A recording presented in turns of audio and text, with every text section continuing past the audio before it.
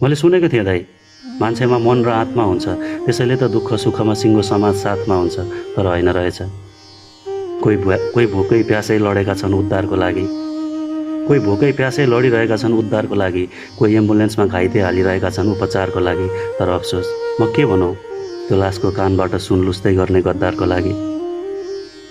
एउटा दिदी एउटा बहिनी तडपिएकी छिन् दाइको लाससम्म नभेटेर, अनि फेरि कसैलाई त रमाइलो छ भिडियो र भ्युजको लागि। एउटा आमा छोरो खोज्दै खोलाको किनार किनार दौडिएको देख्छु, तर फेरि कोही बचाउन सक्नेलाई पनि नबचाई क्यामेरामै कैद गर्छन् सायद न्युजको लागि। अब भन न दाइ तिमी नै, त्यस्तो मान्छेलाई म मानव लेखौँ कि दानव लेखौँ?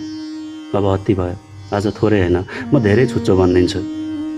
कतै जम्मा भएर राजनीति चल्छ सरकारलाई आरोप लगाएर, कतै अनेकौँ झुट फैलाइन्छ सरकारलाई गलत बनाएर।